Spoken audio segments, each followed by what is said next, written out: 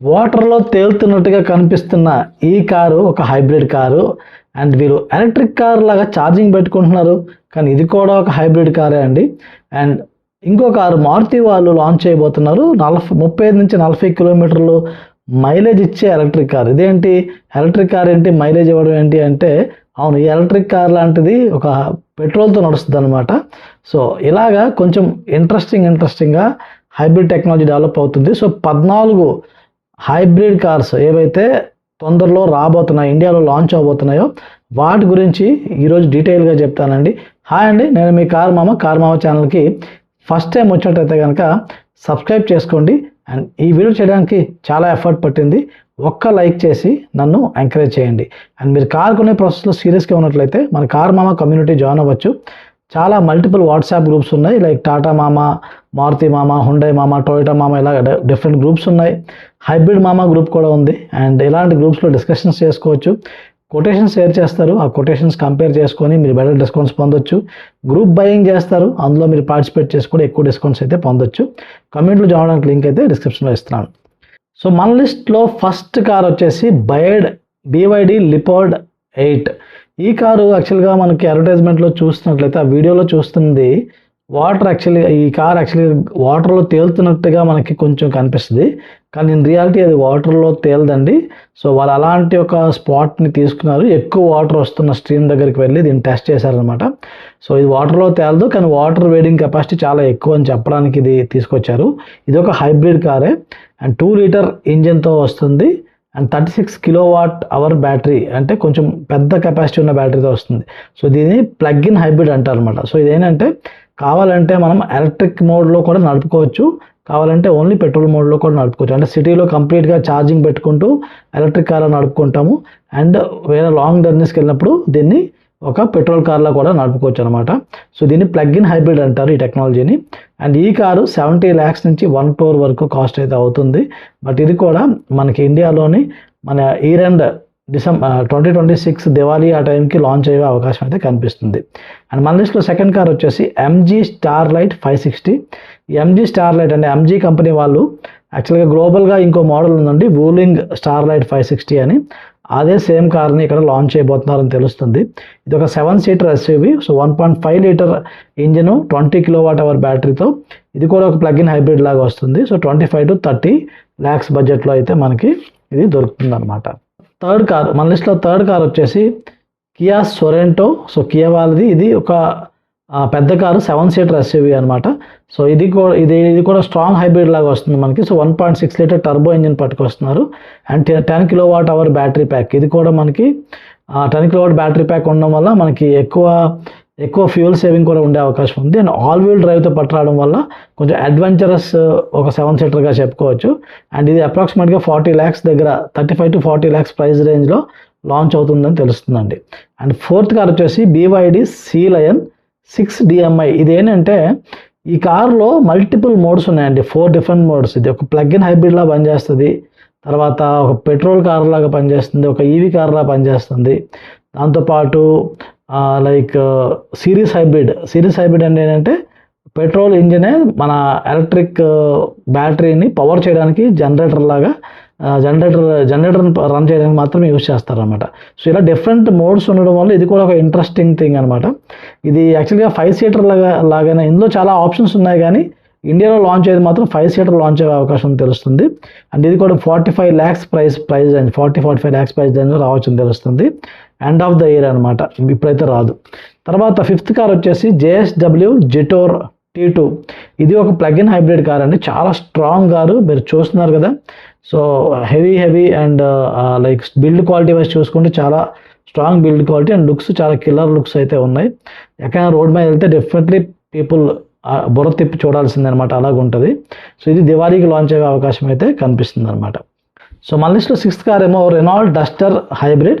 So ఈ Renault Duster hybrid వచ్చేసి September 2026 launch అవుతుందని చెప్పి ఆల్రెడీ రెనాల్ట్ వాళ్ళు చెప్పేశారు.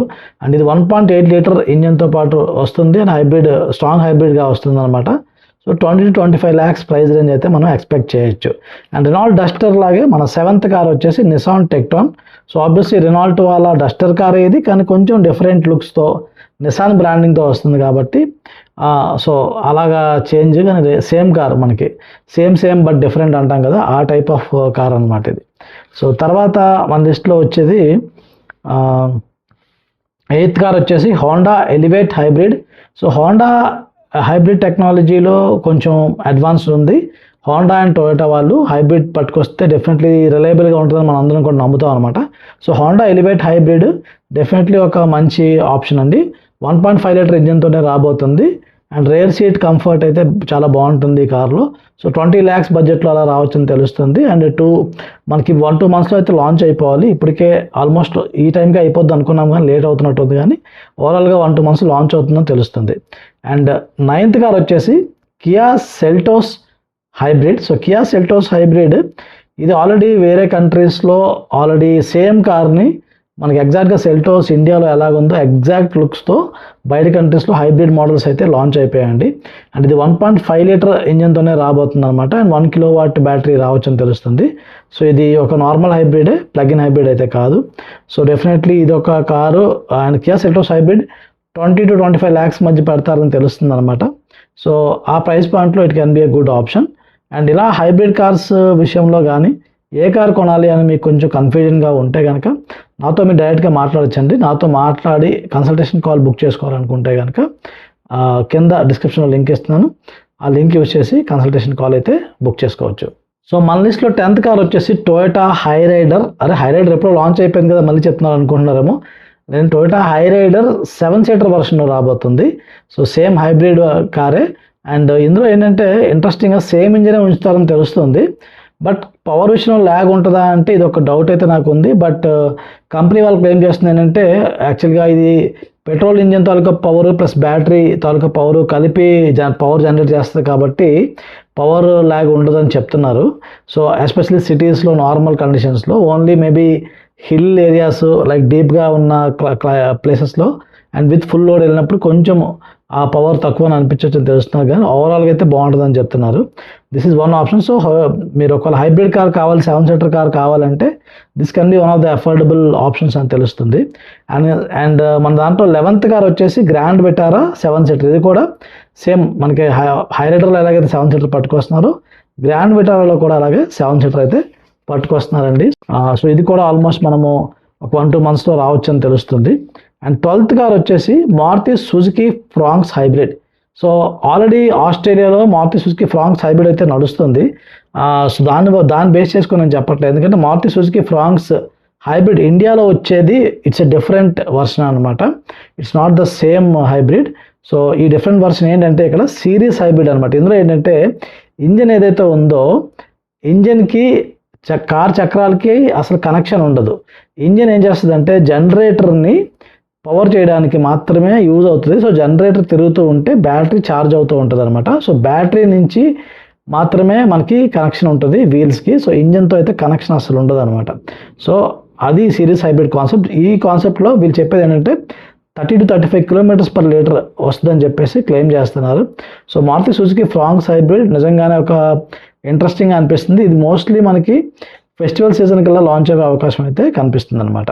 అండ్ మన లిస్ట్లో 13th కార్ వచ్చేసి మారుతి సుజుకి బలెనో. ఇది కూడా ఒక సిరీస్ హైబ్రిడ్ మోడల్లో రావచ్చని తెలుస్తుంది. అండ్ ఇది లైక్ సేమ్ ఫ్రాంక్స్ లాగే పట్టు రావచ్చు, బట్ మేబీ కొంచెం స్పెసిఫికేషన్స్ అవి డిఫరెంట్ ఉండొచ్చు. ఓవరాల్గా బలెనో కూడా మనకి వచ్చే అవకాశం స్ట్రాంగ్గా ఉంది. అండ్ ఫైనల్గా స్విఫ్ట్, మారుతి సుజుకి స్విఫ్ట్ కూడా హైబ్రిడ్ అవతారంలో వస్తారని చెప్తున్నారు. సో ఇది గుడ్ న్యూస్ అండి. మారుతి వాళ్ళు అట్లీస్ట్ ఒక తక్కువ బడ్జెట్లో హైబ్రిడ్ కార్స్ కోసం ఆలోచిస్తున్నారు. చిన్న కార్స్ హైబ్రిడ్ ఇవ్వడానికి చూస్తున్నారు.